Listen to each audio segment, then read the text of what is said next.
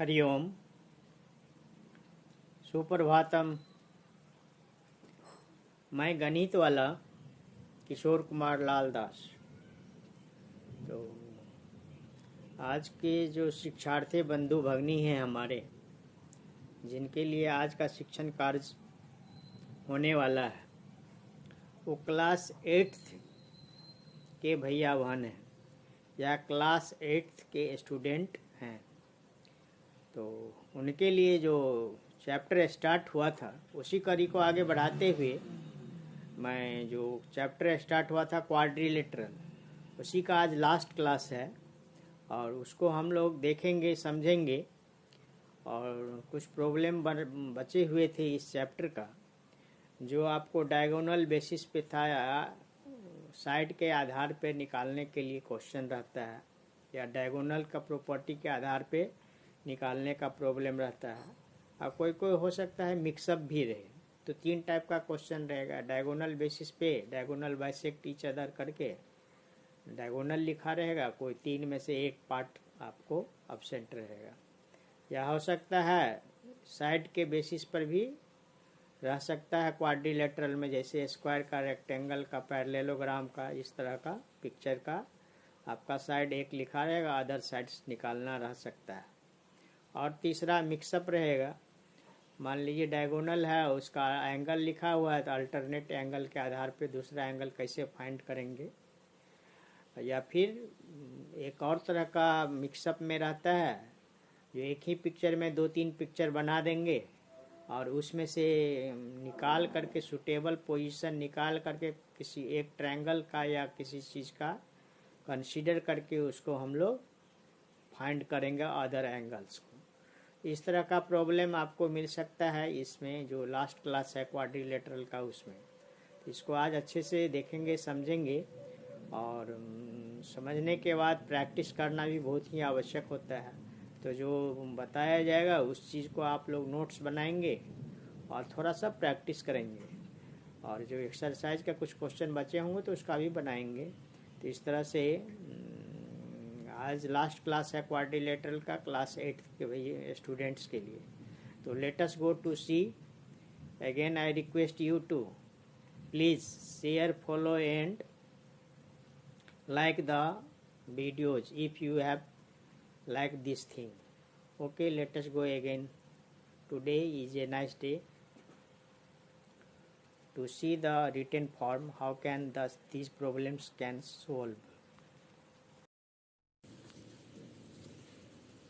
तो देखते हैं, ये क्वेश्चन है एक, can a quadrilateral ABCD be a parallelogram.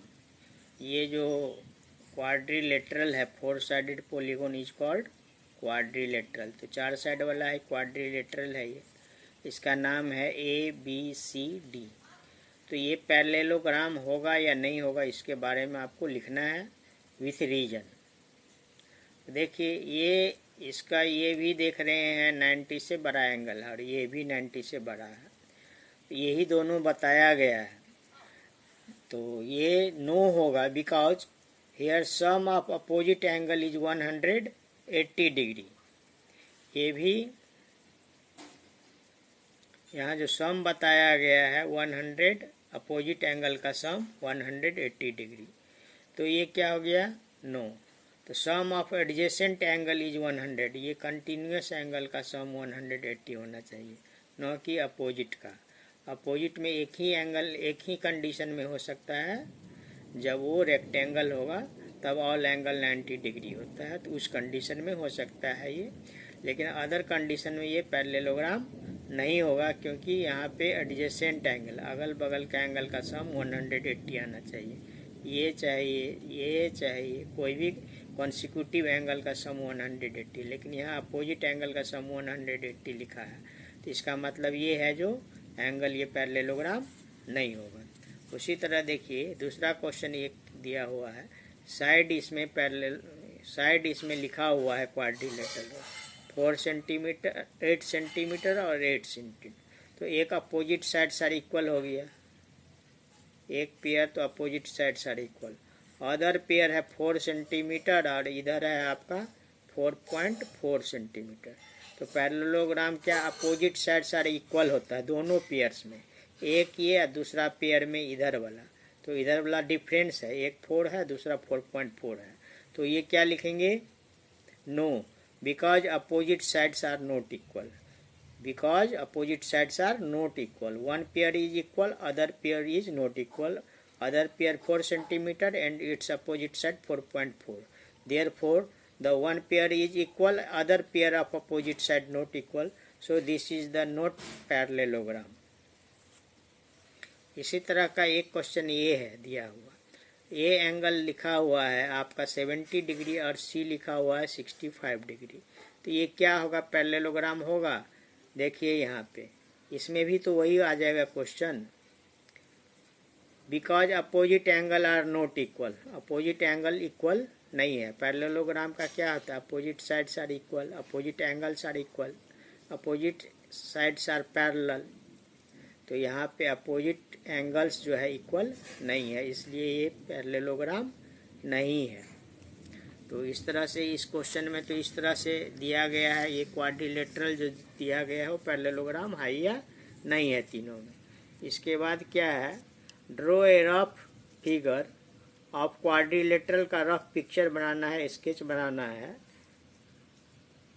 That is not a parallelogram. Parallelogram नहीं हो, but has exactly two opposite angles are equal. दो अपोजिट एंगल इक्वल होगा। तो इसमें काइट आता है जिसका क्या होता है?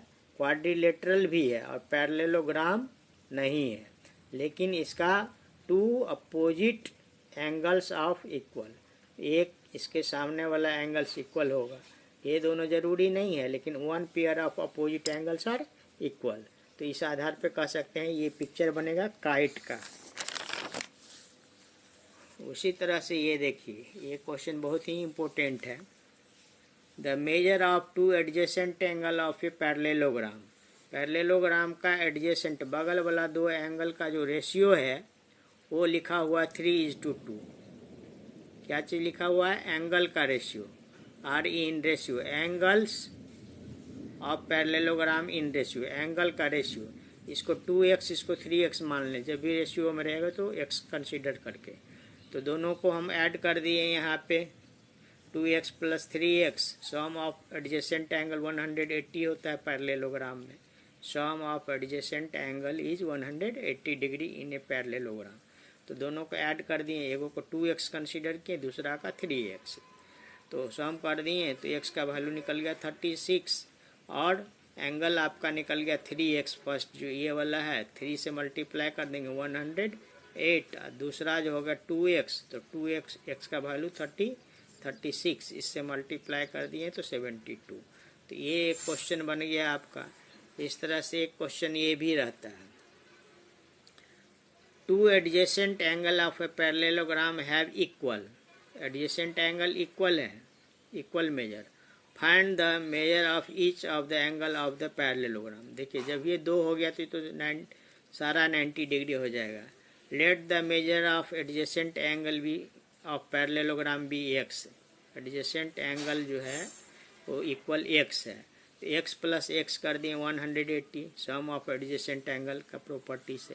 तो 2x इक्वल टू 180, x का वैल्यू निकल गया आपका 90 डिग्री। तो ये किसका क्या होगा? Find the measure of each of the angle of the parallelogram. सारा होगा 90 डिग्री का।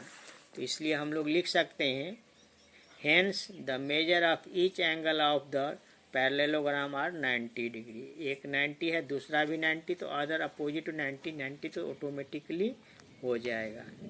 इसी तरह से एक क्वेश्चन ये दिया गया है, द एडजेसेंट फिगर होप, इसका नाम है HOPE।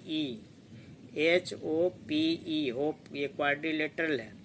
तो देखिए adjacent figure hope is a parallelogram, ये पैरेललोग्राम है क्वाड्रिलेटरल में।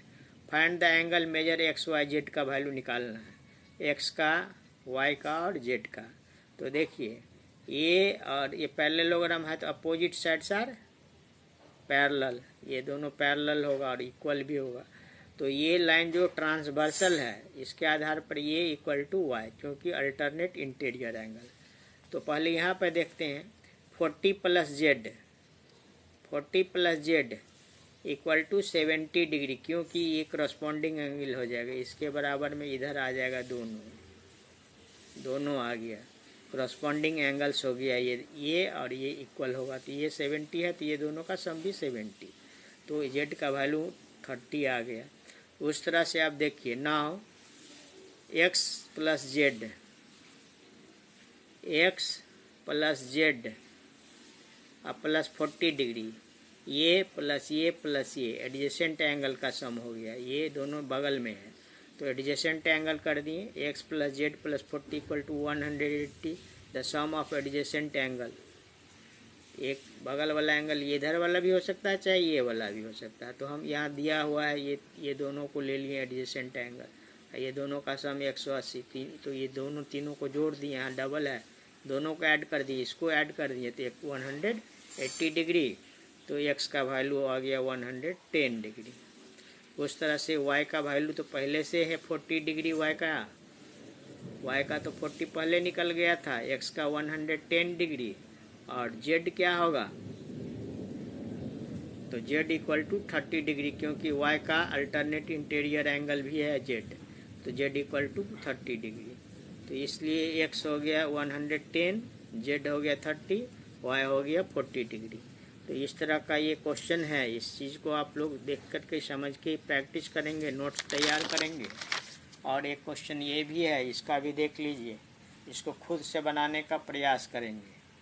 क्वेश्चन ये 8 नंबर और 8 का 2 क्वेश्चन है, ये डायगोनल बाइसेक्ट ईच अदर, दोनों डायगोनल इक्वल कर देंगे, तो बन जाएगा, देखिए यहाँ पे 7 प्लस वाई कर दिए, 7 प्लस वाई इक्वल टू 20, क्योंकि ये बराबर में इसका, तो उस तरह से y का वैल्यू निकल गया। इसी तरह से opposite diagonal bisect each other करके दोनों साइड निकल जाएगा। और फिर ये क्वेश्चन एक बहुत ही इम्पोर्टेंट है, ये ट्रायंगल में हम लोग इसको बनाते हैं, तो क्या करते हैं,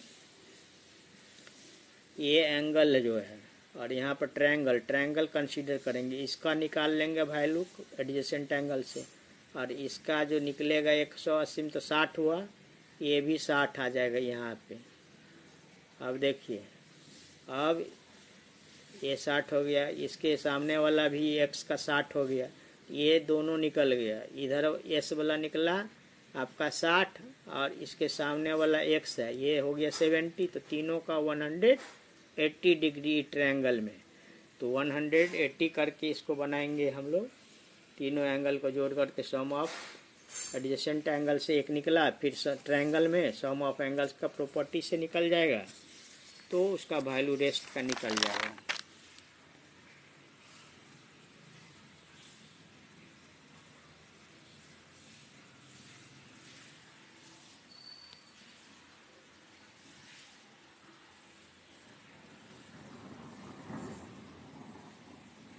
ठीक है, धन्यवाद, अलविदा।